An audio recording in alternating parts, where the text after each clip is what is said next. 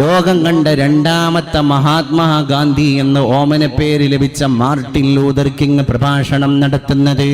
ഒരുപാട് കറുത്ത വർഗക്കാർ Martin Luther കിങ്ങിന്റെ പ്രഭാഷണം കേൾക്കാൻ അമേരിക്കയുടെ തെരുവീതിയിൽ ലക്ഷോപലക്ഷം ആളുകൾ ഒരുമിച്ച് കൂടി.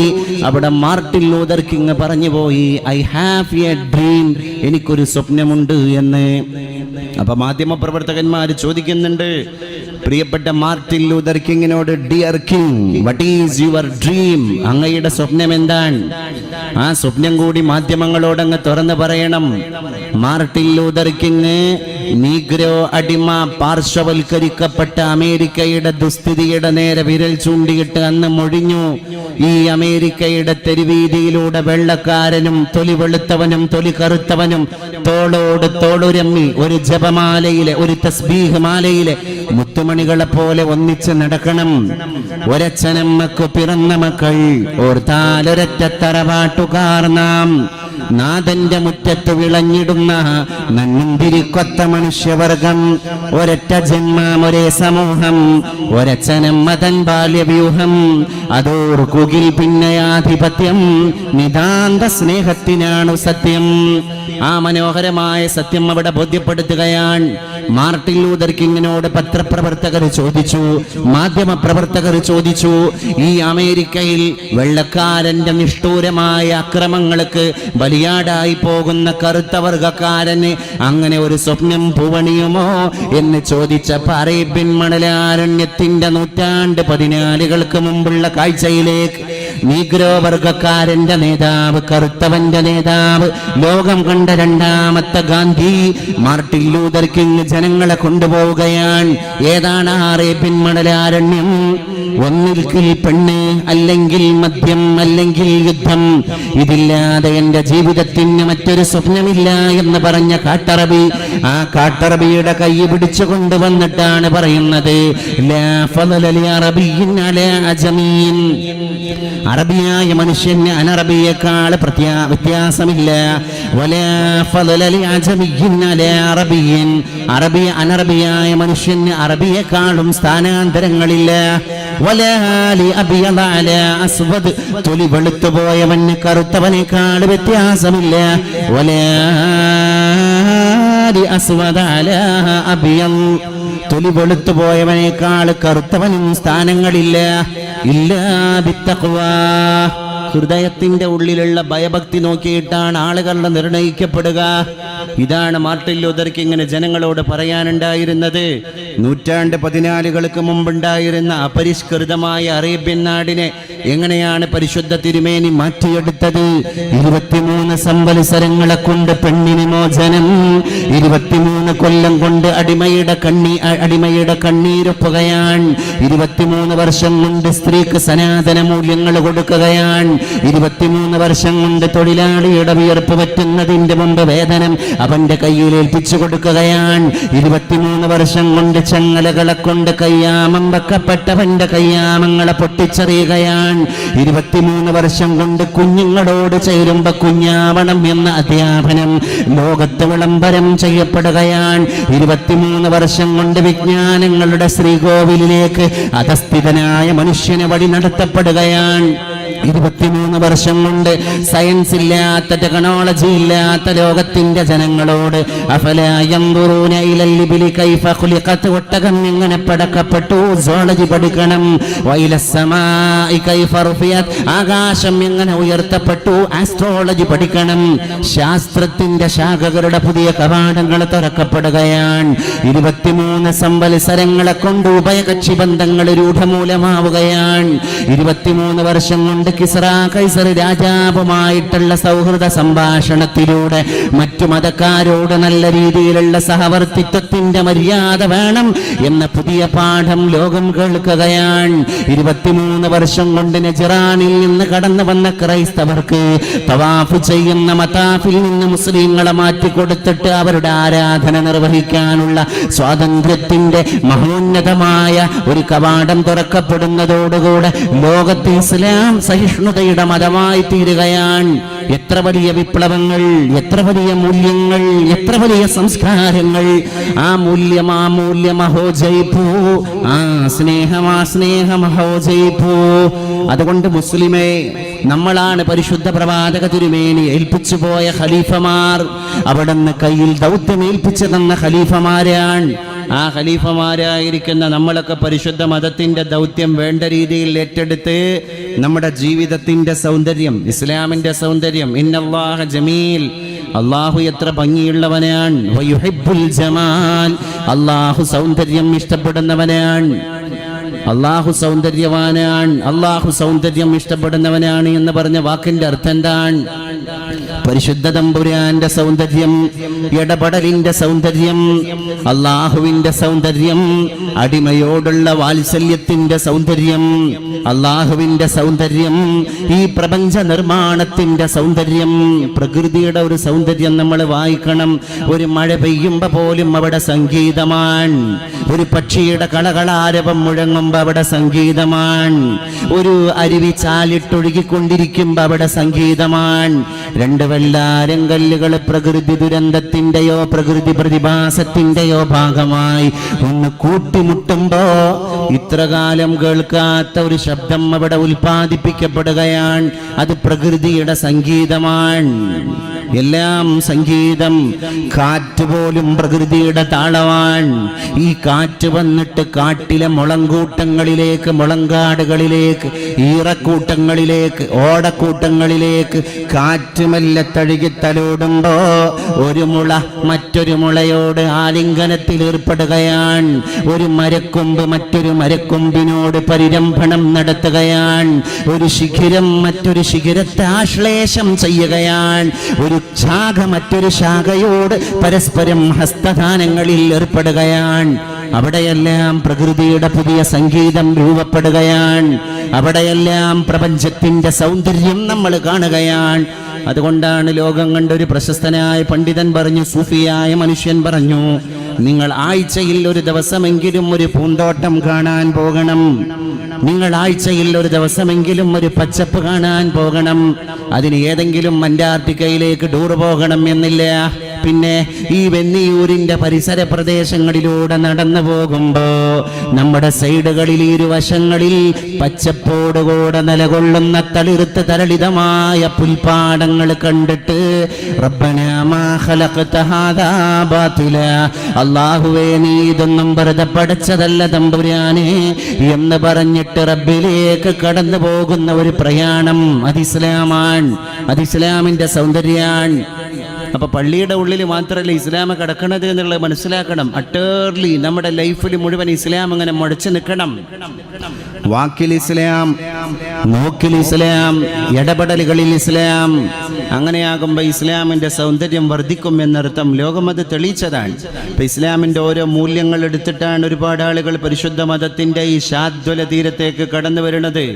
അത് മറിയം ജമീലയാണെങ്കിലും, അത് മാധവിക്കുട്ടിയിൽ നിന്ന് കമല സുരയ്യയിലേക്കുള്ള പ്രയാണമാണെങ്കിലും, അത് കമൽ സി ചവറയിൽ നിന്ന് കമൽ സി നജ്മലിലേക്കുള്ള പ്രയാണമാണെങ്കിലും, അതിൻ്റെ ഒടുക്കത്തെ ഉദാഹരണം പോലെ കമൽ സി നജ്മൽ.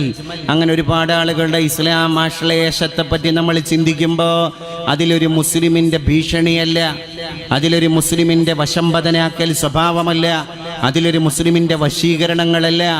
ഇസ്ലാമിന്റെ സൗന്ദര്യം കണ്ടിട്ട് ആളുകൾ കടന്നു വരികയാണ്. മാർട്ടിൻ ലൂതർ കിങ്ങിന്റെ പ്രസംഗം കേട്ടിട്ട് ഒരുപാട് ആളുകൾ അവിടെ പരിശുദ്ധ ഇസ്ലാമിന്റെ സനാതന മൂല്യങ്ങളെ മനസ്സിലാക്കിയിട്ടുണ്ടെങ്കിൽ, ഹജ്ജിന്റെ മൂല്യം പഠിച്ചിട്ട് ഇസ്ലാമിലേക്ക് കടന്നു വന്ന ഒരുപാട് യൂറോപ്യൻ ചിന്തകന്മാരുണ്ട്. അവർ ഹജ്ജിന്റെ മൂല്യം പഠിക്കുകയാണ്. അവർക്ക് ആ മുസ്ലിങ്ങളായത് കൊണ്ട് അങ്ങോട്ട് പോകാനുള്ള അനുവാദമില്ല, സ്വാതന്ത്ര്യമില്ല. ചരിത്ര പുസ്തകങ്ങളിലൂടെ എന്താണ് ഹജ്ജ്, എന്താണ് ഹജ്ജിന്റെ പ്രാക്ടിക്കൽ വശങ്ങൾ എന്നത് പഠിക്കുകയാണ്. ഒറ്റ ഹജ്ജിലൂടെ മനുഷ്യത്വത്തിന്റെ പുരസ്കാരമാണ്. രാജാവും പ്രജയും രണ്ട് കഷ്ണം വസ്ത്രം ധരിക്കുകയാണ്. രണ്ട് വസ്ത്രത്തിൽ അള്ളാഹുവിന്റെ ആരാധനാലയത്തിന്റെ ചുറ്റുവട്ടങ്ങളിൽ വലയം വെക്കുന്ന മുസൽമാൻ ഒറ്റ വാക്കാൻ ലബ്ബൈക് അല്ലാഹുമ്മ ലബ്ബൈക് ലബ്ബൈക ലാ ശരീക ലക ലബ്ബൈക് ഇന്നൽ ഹംദ വന്നിഅമത ലക വൽ മുൽക് ലാ ശരീക ലക ലബ്ബൈക് അല്ലാഹുമ്മ ലബ്ബൈക്.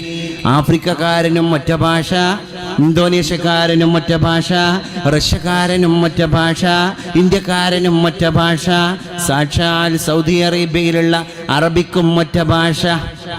ഭാഷയുടെ വിഷയത്തിൽ പോലും ഏകീകരണത്തിലേക്ക്, ചിന്തയുടെ വിഷയത്തിലുള്ള ഏകീകരണത്തിലേക്ക് ഇസ്ലാം അവരെ കൊണ്ടുപോവുകയാണ്. ഹറം പാക് ഭി ഏക്, ദീൻ ഭി ഏക്, ഖുർആൻ ഭി ഏക്, ഖിബ്ല ഭി ഏക്, और कुछ बड़ी बात तो हुई मुसलमान भी एक.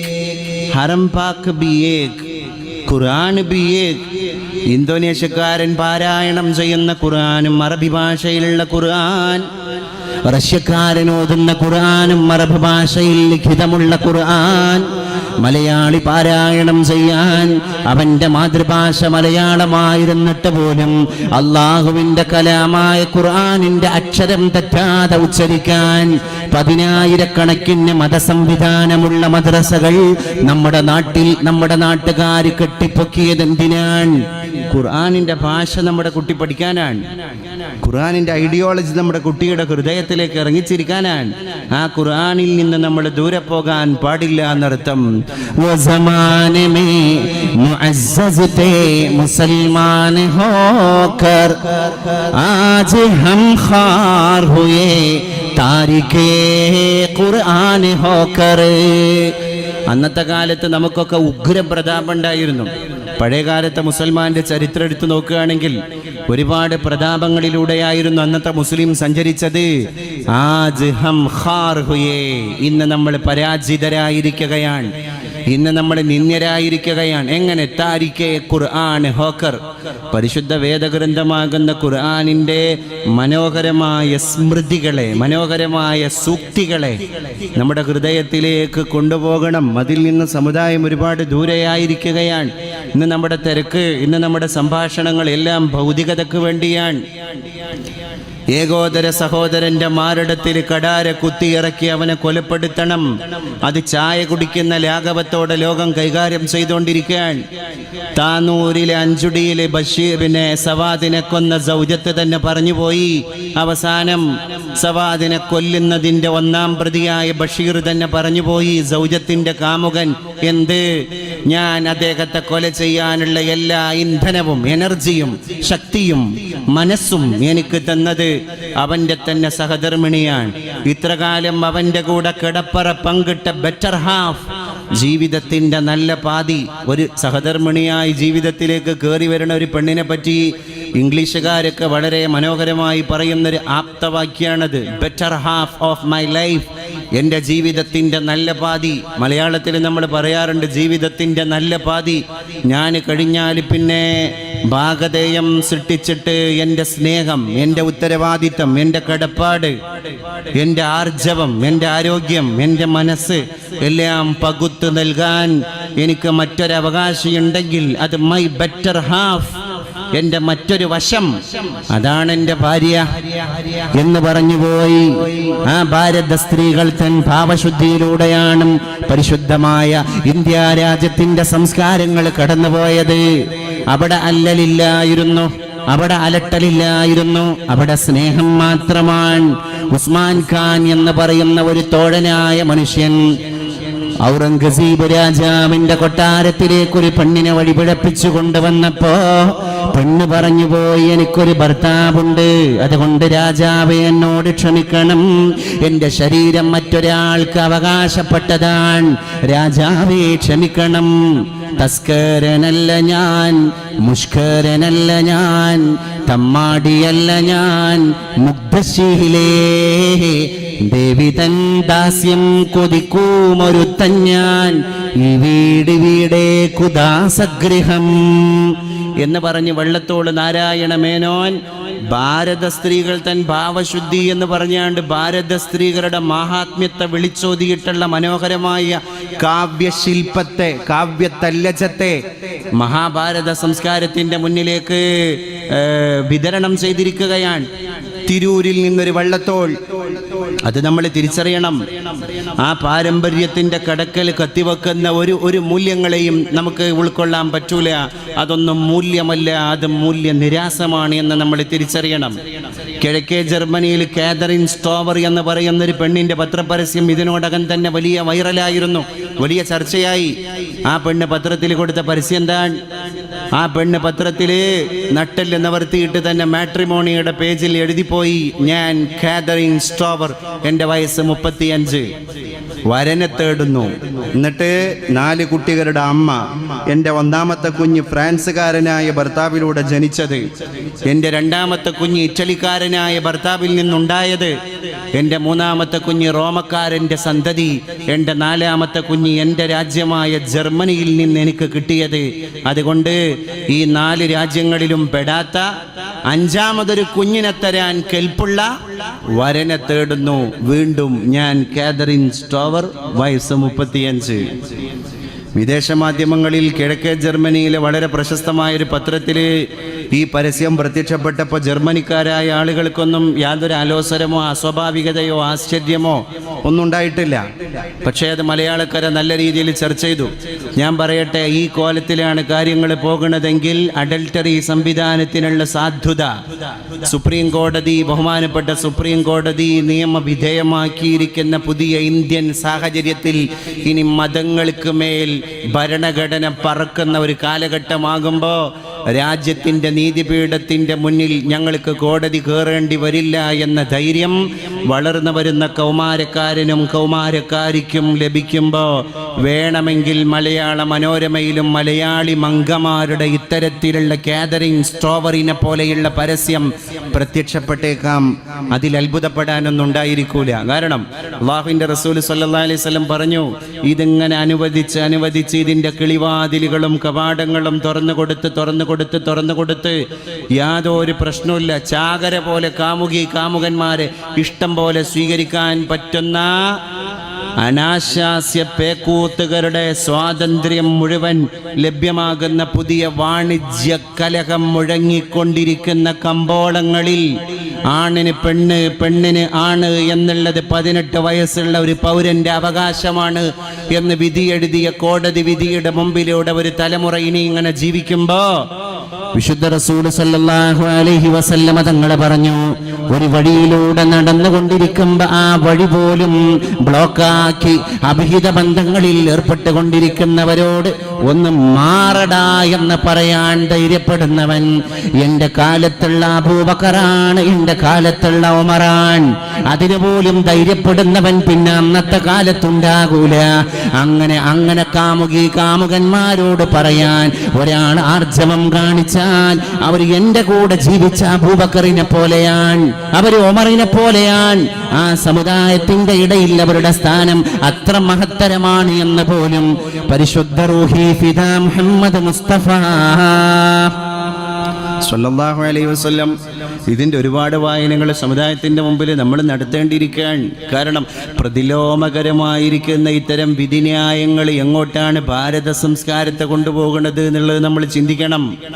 ഒരു ഭാഗത്ത് അയ്യപ്പ ദർശനത്തിന് വേണ്ടി ശബരിമലയിലേക്ക് പെണ്ണുങ്ങൾക്ക് പ്രവേശനം കൊടുക്കുക എന്നുള്ളത് ഹൈന്ദവ മത ആചാരങ്ങൾക്ക് അനുസൃതമായിട്ട് വിരുദ്ധമായ ഒരു തെറ്റായ കാര്യമാണെങ്കിൽ എന്തിനാണ് ബഹുമാനപ്പെട്ട സുപ്രീം കോടതി ആ വിഷയത്തിൽ വാശി പിടിക്കുന്നത്? ശബരിമലയിലേക്ക് സ്വാമി അയ്യപ്പനെ കാണാൻ വേണ്ടി സ്വാമിമാര് പോകുമ്പോൾ സ്വാമിജിമാര് പോകണം എന്ന നിഷ്കർഷത ആ ആരാധനയും അനുഷ്ഠാനവും നിർവഹിച്ചു കൊണ്ടിരിക്കുന്ന ഇരുമുടിക്കെട്ടുമായിട്ട് പമ്പാ തീരത്തേക്ക് കടന്നുപോയി അവിടെ നിന്ന് അയ്യപ്പനെ കാണാൻ കടന്നു പോകുന്ന സ്വാമികൾക്കില്ലാത്ത ഭക്തി എന്തിനാണ് പിന്നെ ബഹുമാനപ്പെട്ട വിധികർത്താക്കൾക്ക്? അടുപ്പിനില്ലാത്ത ചൂട് ചട്ടിക്കോ? അവിടെയാണ് നമ്മൾ തിരിച്ചറിയേണ്ടത്. ഇതൊക്കെ ഒരു തരത്തിലുള്ള ഡിവൈഡിങ് ആൻഡ് റൂൾ അല്ലേ? ഇതാണ് സത്യത്തിൽ നടക്കുന്നത്. നമ്മളെ മുസ്ലിം സഹോദരങ്ങളൊന്നും ശബരിമല വിഷയത്തിൽ അഭിപ്രായ പ്രകടനങ്ങൾ നടക്കാതിരിക്കലാണ് ഭൂഷണം ലക്കും ദീനുക്കും വലിയ ദീൻ. അത് അവരുടേതായ മതവീക്ഷണ പ്രകാരം പാവനമായിട്ട് അവർ കാണുന്നൊരു സംസ്കാരമാണ്. ആചാര്യന്മാരുടെ ഇന്ത്യ, ഉപനിഷത്തുകളുടെ ഇന്ത്യ, മനുസ്മൃതിയെ പഠിപ്പിച്ച ഇന്ത്യ, മഹാഭാരത സംസ്കാരങ്ങളെ പഠിപ്പിച്ച ഇന്ത്യ, അവർക്കൊരു പാവനമായ സംസ്കാരം ഉണ്ടെങ്കിൽ ആ പാവനമായ സംസ്കാരങ്ങളെ ഉൾക്കൊണ്ടിട്ട് തന്നെയാണ് രാജ്യത്തെ മുസ്ലിം മാപ്പിള കടന്നുപോയത്. എന്നിട്ടാണ് അത് കണ്ടിട്ടാണ് ആ മാപ്പിളക്ക് വേണ്ടി പറമ്പിന്റെ പാർശ്വഭാഗം മാപ്പിളയുടെ നമസ്കാര പള്ളി നിർമ്മിക്കാൻ നമ്പൂതിരി എഴുതി കൊടുത്തത്. ആ സംസ്കാരത്തിൽ നിന്ന് ഇന്ത്യ രാജ്യത്തിലെ മുസ്ലിങ്ങളെയും ഹൈന്ദവരെയും ഭിന്നിപ്പിക്കുവാനുള്ള വളരെ ഹീനവും ദുഷ്കരവുമായിരിക്കുന്ന നടപടികളെ നമ്മുടെ നിലപാടുകളിലൂടെ ചെറുത്തു തോൽപ്പിക്കാൻ നമുക്ക് സാധ്യമാകണം എൻ്റെ പ്രിയപ്പെട്ടവരെ. എന്തിനാണ് ഇതൊക്കെ? ഇതാണ് ഞാൻ പറഞ്ഞത്, ആർക്കും ആവശ്യമില്ലാത്ത, അല്ലെങ്കിൽ നമ്മുടെ രാജ്യത്തെ ഏറ്റവും കൂടുതൽ നേരിട്ട് കൊണ്ടിരിക്കുന്ന പ്രതിസന്ധി ഇതാണോ? അതുകൊണ്ട് നമുക്ക് ആ ഭാഗം വിടാം. നമ്മുടെ വിഷയത്തിലേക്ക് തന്നെ തിരിച്ചു വരികയാണ് എൻ്റെ പ്രിയപ്പെട്ടവരെ. അപ്പോൾ ഇന്ന് പരിശുദ്ധ ഇസ്ലാമിൻ്റെ സംസ്കാരങ്ങളെ ലോകം പഠിച്ചുകൊണ്ടിരിക്കുകയാണ്, അന്വേഷണം നടത്തിക്കൊണ്ടിരിക്കുകയാണ്. ഇസ്ലാമിൻ്റെ ഓരോ ഭാഗങ്ങളും ജീവോൽപത്തി മുതൽ ഇസ്ലാമിനെ പറ്റി പഠിക്കാൻ തുടങ്ങിയിട്ടുണ്ട്. ശാസ്ത്ര സമൂഹം വരെ ജീവോൽപത്തി മുതൽ സമുദ്രജലത്തിലെ പ്രോട്ടോപ്ലാസം സംഭവിച്ചിട്ട് അതിൽ നിന്ന് അമീബയുണ്ടാകുന്നു, അതിൽ നിന്ന് ജീവന്റെ ഉൽപ്പത്തി ഉണ്ടാകുന്നു. അതുകൊണ്ട് ജീവന്റെ ഉൽപ്പത്തി വെള്ളത്തിൽ നിന്നാണ് എന്ന് ഇന്ന് ശാസ്ത്രം കണ്ടെത്തി. ഈ ശാസ്ത്രം ജനിക്കുന്നതിന്റെ 14 മുമ്പ് ഇസ്ലാം പരിശുദ്ധ ഖുർആനിലൂടെ നബി തങ്ങൾ സ്വഹാബത്തിനെ കേൾപ്പിക്കുകയാണ്, വജഅൽനാ മിനൽ മാഇ കുല്ല ശൈഇൻ ഹയ്യിൻ, എല്ലാ ജീവനുള്ള വസ്തുക്കളെയും നാം പടച്ചത് വെള്ളത്തിൽ നിന്നാണ്.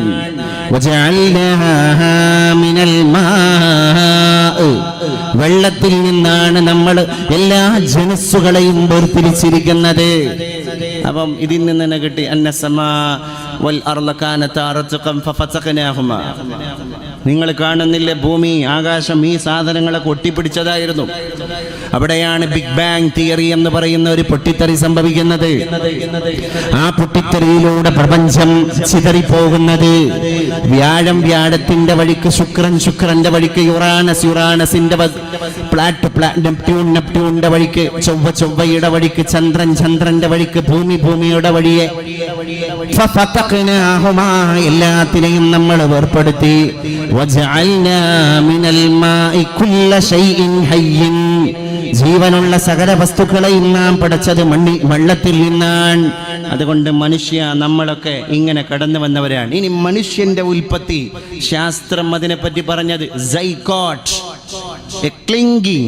ഒരു തുള്ളിക്കൊണ്ടിരിക്കുന്ന സൈക്കോട്ട്.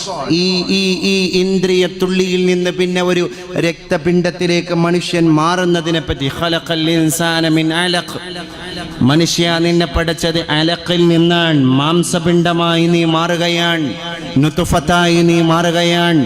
അലം യകുന നുത്ഫതൻ മിൻ മനി യുംനാ, നീ ഒരു ഇന്ദ്രിയത്തുള്ളിയായിരുന്നില്ലയോ മനുഷ്യ എന്ന് അള്ളാഹു ചോദിക്കുന്നുണ്ട്. ഈ ആയത്തിലൂടെ മനുഷ്യോൽപത്തിയെ പറ്റി ഇന്ന് ശാസ്ത്രം പഠിച്ചുകൊണ്ടിരിക്കുകയാണ്. അതുകൊണ്ട് നമുക്കൊന്നും അഹങ്കരിക്കാനുള്ള ഒന്നുമില്ല. അള്ളാഹു തആല നമ്മളെങ്ങനെ പഠിച്ച് ശരിക്കും നമ്മളെ അസ്തിത്വം ചിന്തിക്കണം. എല്ലാ ആളുകളിലേക്കുള്ളൊരു ബോധനാണിത്. നമ്മൾ അസ്തിത്വം ചിന്തിക്കണം. ദുനിയാവിൽ അള്ളാഹു തആല നമ്മളെ ഇത്രയും പരിമിതികൾക്കുള്ളിലാണ് നിർത്തിയിരിക്കുന്നത്. ഇത്ര മൈക്രോൺ, ഇതിൻ്റെ അപ്പുറത്തുള്ള വസ്തുക്കളെ നമുക്ക് കാണാൻ കഴിയൂല. റേഡിയേഷൻ ഇല്ലേ, ഇങ്ങനെ അൾട്രാ വയലറ്റ് രശ്മികളെ പോലും മനുഷ്യന് കാണാൻ സാധിക്കുന്നില്ല. MRI സ്കാൻ നടത്തുമ്പോൾ ഈ വളരെ ഷാർപ്പായിരിക്കുന്ന ഈ രശ്മികളെ കടത്തിവിട്ട് മനുഷ്യ ശരീരത്തിൻ്റെ ഞെണുവിൻ്റെ ഉള്ളിൽ അടങ്ങിയിരിക്കുന്ന എന്തെങ്കിലും മാരക രോഗത്തിൻ്റെ വൈറസ് ഉണ്ടോ എന്ന് കണ്ടെത്താൻ അൾട്രാ വയലറ്റ് രശ്മികൾക്ക് സാധ്യമാണെങ്കിൽ ആ രശ്മികളെ ചിലപ്പം നഗ്ന നേത്രങ്ങളെ കൊണ്ട് നമുക്ക് കാണാൻ സാധിക്കുന്നില്ല. അതിൻ്റെ അർത്ഥം ഈ രശ്മികൾ ഇവിടെ ഇല്ല എന്നല്ല. മനുഷ്യ, നിന്റെ കണ്ണിൻ്റെ പരിമിതി അത്രയേ ഉള്ളൂ. അതാണ് അതിൻ്റെ അർത്ഥം. ഇപ്പം ഇതാ എറണാകുളം ജില്ലയിൽ കളമശ്ശേരിയുടെ പരിസരത്തായി, അങ്കമാലിയുടെ പരിസരത്തായി 35 ലക്ഷം രൂപയുടെ കവർച്ചയാണ് ഇന്നലെ പുലർച്ചെ നടത്തിയിരിക്കുന്നത്. ഇതര സംസ്ഥാന തൊഴിലാളികളായ 7 അംഗ സംഘം ATM കൗണ്ടർ കുത്തി തുറക്കുകയും ഗ്യാസ് കട്ടർ ഉപയോഗിച്ച് ATM കൗണ്ടറിന്റെ ഉള്ളിൽ CCTV ക്യാമറയിൽ പതിയാതിരിക്കാൻ വേണ്ടി ഒരു പ്രത്യേക വിദേശ നിർമ്മിതമായ സ്പ്രേ പെയിന്റ് അടിക്കുകയും അവസാനം അവർ ഗ്യാസ് കട്ടർ ഉപയോഗിച്ച് ATM മെഷീൻ പൊളിക്കുകയും ഒരു മെഷീൻ്റെ അകത്ത് നിന്ന് 15 ലക്ഷവും മറ്റൊരു മെഷീൻ്റെ അകത്ത് നിന്ന് വേറെ കുറച്ച് ലക്ഷങ്ങളും മോഷണം നടത്തി അപഹരിച്ച് ഞൊടിയിടയിൽ രാജ്യം വിട്ട് പ്രദേശം വിട്ടിരിക്കുകയാണ്. ഈ അവസരത്തിലും ഇവരെ പറ്റിയിട്ടുള്ള ഒരുപാട് അന്വേഷണങ്ങൾ നടന്നുകൊണ്ടിരിക്കുകയാണ് എന്നർത്ഥം. ഇതുമായി ബന്ധപ്പെട്ട് ചുറ്റിപ്പറ്റിയിട്ടുള്ള അന്വേഷണങ്ങൾ നടന്നുകൊണ്ടിരിക്കുകയാണ് എന്നർത്ഥം. പക്ഷേ പോലീസിനെ ആദ്യമായിട്ട് ആശ്രയിക്കേണ്ടി വന്നത് ഡോഗ് സ്ക്വാഡിനെയാണ്, പോലീസ് നായയെയാണ്. പോലീസ് നായ വരണം. അപ്പോൾ ആക്കിലും ബാലിയും ഹുറും മുക്കല്ലഫൊക്കെ ആയ എല്ലാവിധ സർട്ടിഫിക്കറ്റ് ആയോധന കലകളിൽ ഇത്രയും പദവി തീർത്ത പോലീസുകാരൻ, ബിരുദാനന്തര ബിരുദത്തിൽ ഇത്രയും വലിയ ക്വാളിഫിക്കേഷൻ നേടിയ പോലീസുകാരൻ, താൻ എല്ലാം ആണ് എന്ന് എല്ലാവരോടും ഒഴിഞ്ഞുകൊണ്ടിരിക്കുന്ന പോലീസുകാരൻ, അല്ലെങ്കിൽ ഒരു മനുഷ്യൻ, ആ മനുഷ്യന് നമ്മളെ മതവിശ്വാസ പ്രകാരം തൊട്ടാൽ 7 വട്ടം കഴുകേണ്ട മുഹല്ലലായ നജസ് നായയെ അതിൻ്റെ ചെങ്ങല പിടിച്ചിട്ട് സഹായം തേടേണ്ടി വന്നു. എവിടെയാണ് പ്രതി, എങ്ങോട്ടാണ് പ്രതി സഞ്ചരിച്ചത്? ഒന്നുമല്ലാത്ത നായയെ നമുക്ക് എങ്ങനെ ഡിപ്പെൻഡ് ചെയ്യേണ്ടി വന്നു? അപ്പം നമ്മുടെ ലോൾഫ്, നമ്മുടെ ബലഹീനതയാണ് അല്ലാഹു തആല നമ്മളെ പഠിപ്പിക്കുന്നത്. ഇൻസാൻ കംസോർ ഹേ. ആ രീതിയിൽ നമ്മൾ ചിന്തിക്കുമ്പോൾ പോലീസ് നായയാണ് പറഞ്ഞത് ഇവരെ വരെ അവർ സഞ്ചരിച്ചിട്ടുണ്ട്. അവിടുന്ന് നായ എങ്ങോട്ട് തിരിച്ചു വരിക ചെയ്തത്. അപ്പം ആ കാര്യം ഗസ് ചെയ്തിട്ടാണ് പോലീസുകാർ അടുത്ത ഇൻവെസ്റ്റിഗേഷനായിട്ട് മുന്നോട്ട് പോകുന്നത്. അപ്പൊ നായയുടെ നാസാരന്ധ്രങ്ങൾക്ക്, മൂക്കിന് അല്ലാഹു തആല ദുനിയാവിൽ കൊടുത്ത കഴിവ് മനുഷ്യന്റെ നാസാരന്ധ്രങ്ങൾക്ക് കൊടുത്ത കഴിവിന്റെ 99 ഇരട്ടിയാണ്. നമ്മൾ ഗന്ധം പിടിക്കുന്നതിനേക്കാൾ 99 ഇരട്ടി ഗന്ധം പിടിക്കാൻ നമ്മൾ കല്ലുകൊണ്ട് ആട്ടിയോടിക്കുന്ന പേപ്പട്ടിക്ക് സാധ്യമാണ് എന്നുള്ളത് നമ്മൾ തിരിച്ചറിയണം. അപ്പൊ ദുനിയാവിന് അല്ലാഹു തആല വാല്യൂ കൊടുക്കുകയാണെങ്കിൽ മനുഷ്യന്റെ വാല്യൂ അല്ലാഹു തആല ഉയർത്തണമായിരുന്നു. ഇല്ല, നമ്മളെ പരിമിതികൾക്കുള്ളിൽ നിർത്തി നമ്മളെ പറ്റി ഒന്ന് ചിന്തിച്ചു നോക്ക്. വേറൊന്നും വേണ്ടല്ലോ. ഈ തുറന്ന നമ്മുടെ ശരീരത്തിന്റെ തുറന്ന സ്ഥലങ്ങളിലൊന്ന് മനുഷ്യനൊന്ന് കൈ വെക്കാൻ പോലും വയ്യ.